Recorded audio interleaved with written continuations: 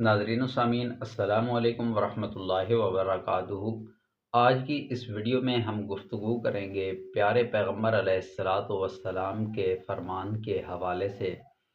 حضور علیہ الصلاۃ والسلام ایک دن صحابہ کرام میں موجود تھے کہ آپ علیہ الصلاۃ والسلام نے اپنے صحابہ سے یہ ارشاد فرمایا کہ اے میرے صحابہ، قرب قیامت کچھ لوگ ایسے آئیں گے کہ جن کے اعمال جو ہیں وہ تہامہ پہاڑ کے برابر ہوں گے۔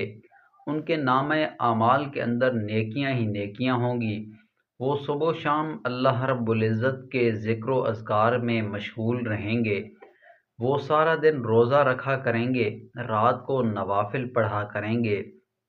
الغرض ان کا نامہ اعمال جو ہے وہ نیکیوں کے ساتھ اعمال کے ساتھ بھرا ہوا ہوگا۔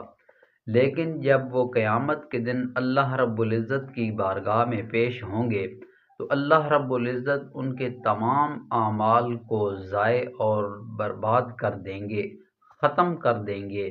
تو صحابہ کرام نے عرض کی، اے اللہ کے پیارے نبی، ایسا کون سا گناہ ان سے سرزد ہوگا کہ جس گناہ کی بدولت ان کے تمام اعمال پر، تمام نیکیوں پر پانی پھیر دیا جائے گا؟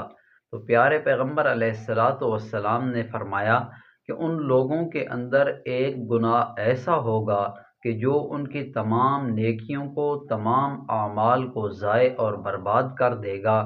وہ گناہ کیا ہے؟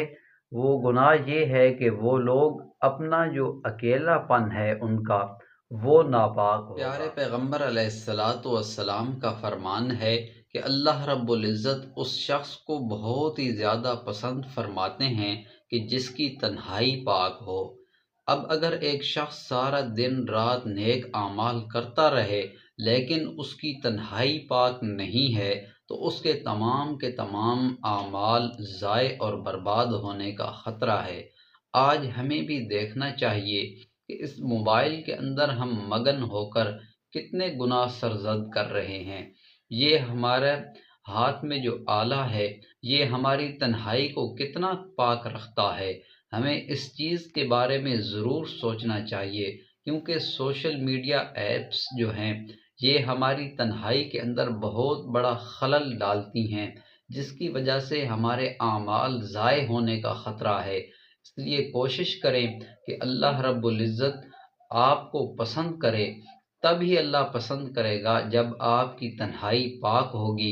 جب آپ اپنی تنہائی کو پاک رکھیں گے تو آپ کا نماز کے اندر، روزوں کے اندر اور ذکر و اذکار کے اندر دل لگنے لگے گا، اور آپ جب اپنی تنہائی کو پاک کریں گے تو اللہ رب العزت بھی آپ کو پسند فرمانے لگیں گے، اور قیامت کے روز انشاءاللہ آپ کا نامہ اعمال جو ہے آپ کے دائیں ہاتھ میں ملے گا اور آپ کو سیدھا جنت میں بھیج دیا جائے گا۔ وما علینا الا البلاغ المبین۔